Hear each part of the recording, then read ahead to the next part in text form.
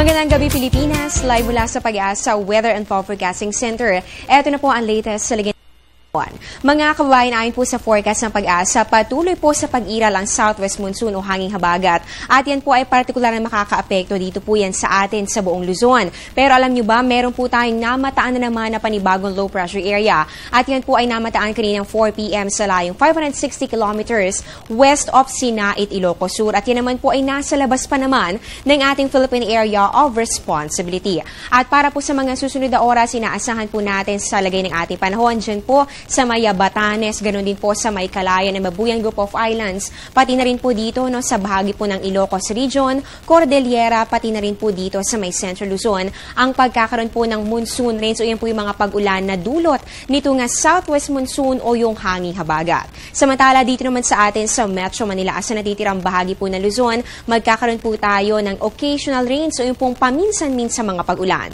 At para naman po sa natitirang bahagi pa ng ating bansa, kabilang po dyan, ito po nga Visayas, ganoon din po, ito po nga Mindanao area, magkakaroon po kayo ng bahagya hanggang sa maulap na kalangitan at syempre nandiyan pa rin po yung posibilidad ng pagkakaroon ng mga pulong-pulong pag-ulan o Ayon kay Pag-asa Weather Forecaster Alvin Puras, sa ngayon po ay maliit pa naman ang posibilidad na pumasok sa loob ng ating Philippine Area of Responsibility ang low pressure area. At kung sakali man po na ito ay pumasok, maaari pong yan ay dumaplis lamang dito po sa may gilid na bahagi ng ating POR. Hindi pa rin naman po inaalis ng Pag-asa ang posibilidad na ito ay maging isang ganap na bagyo o tropical cyclone. At sa katunayan po niyan, ayon po kay Mr. Pura, ito po ay maaaring maging isang bagyo sa loob po ng 24 oras. At kung sakali man na matuloy po ito, papangalanan po ito na Bagyong Florita kapag yan po ay nakapasok sa loob ng ating Philippine Area of Responsibility. Gayunpaman mga kababayan, maging isang bagyo man o hindi,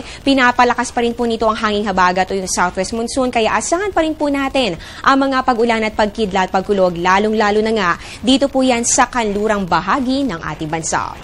Samantala, dahil nga po sa patuloy na paglakas ng hanging habagat, naglabas na po ng gale warning ang Pag-asa. Kabilang po dito ang northern seaboard, pati na rin po ang western seaboard nito nga Central Luzon at ganoon din po dito sa may western seaboard naman ng Southern Luzon. Nabanggit pong areas, ito po may mga pula na yan. Inaasahan po dito ang lakas ng hangin nga abot ng 52 to 63 kilometers per hour. Yan po ay katumbas naman ng 28 to 34 knots. At dito din po sa mga areas na yan, asahan po natin ang maalon hanggang sa napakaalong karagatan. At sa katunayan, ito pong ating wave height, maaari po yung umabot ng hanggang 3.4 to 4.5 meters. Kaya paalala po namin sa lahat po ng mga residente, lalong-lalo na po yung merong mga maliliit na sakyang pandagat, katulad po ng ating mga mangingisda. Naku, hindi pa po kayo pwedeng pumalaot dito po yan sa mga areas na yan para po sa inyong kaligtasan dahil nga po napakamapanganib po para sa inyo ang paglaki ng mga alon. At sa iba pang usapan, dahil nga po madalas na mga pag-ulan at pagkidlat, pagkulog natin, naapektuhan naman kaya nito ang level na tubig sa mga dams, lalong-lalo na sa Angat Dam. Yan po nga alamin natin mamaya, magbabalik po kami matapos ang isang paalala. Sa puntong ito, alamin na po natin ang pinakawaling datos ng Pag-asa tungkol po ito sa mga pangunahing dams ng ating bansa. So, unahin po natin dyan sa Pantabangan Dam. Yan po ay matatagpuan natin sa may Nueva Ecija. At yan po ay nagsusupply ng tubig para po sa ating mga kababayan sa may Central Luzon. So, as of June 12 o kanina pong alas 6 ng umaga, yan po ay merong 180.19 meters. At kung ikukumpara po natin kahapon, yan po ay merong 180.38 meters. So, mapapansin po natin, nagkaroon po yan ng pagbaba sa kanyang level ng tubig na umabot naman ng 0.19 meters at yan pong itong low water level po niyan ay 171.50 meters. So medyo malayo pa naman sa ngayon at masasabi po natin na safe pa naman itong water level dito po yan sa may Pantabangan. Ngayon puntahan naman po natin itong Angat Dam na matatagpuan po natin sa may bahagi ng Bulacan at napaka-importante po nitong dam na ito para sa atin lalo na sa Metro Manila at mga karatig nating lugar dahil ito po yung nagsusupply o nagbibigay po tubig. Yan po ay para sa ating kabuhayan at ganun din sa irigasyon para po sa ating mga kababayang magsasaka sa Bulacan at ganun din sa Pampanga. So kanina po alas 6 ng umaga, yan po water level ni 270.91 meters at kahapon meron po yung 170.95 meters. So mapapansin po ninyo, nagkaroon po yan ng 24-hour water level deviation na 0.04 meters. So nagkaroon po ito ng pagbaba. At ang low water level po nito ay 180 meters. So makikita po natin na talaga pong lumalayo palalo ito sa kanyang low water level.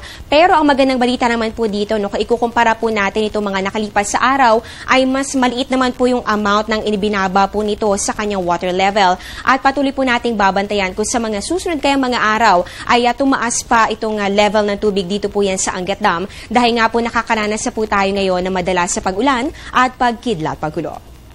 Samantala, para naman po sa mga mag-aabang ng pagsikat ng ating araw, ang sunrise po natin bukas ay 5:26 ng umaga at ang sunset naman po natin ay 6:25 ng gabi. At yan po muna ang latest mula dito sa Pag-asa. Abangan niyo po ang susunod kong update ng 9:15 ng gabi. Dito pa rin po yan sa News Live sa Telebisyon ng Bayan. Nakasama niyo po ang inyong weather lover Amor La Rosa na nagsasabing ang taong handa at may nahon kayang lagpasan ang hamon ng panahon. Magandang gabi po sa inyong lahat and Happy Independence Day!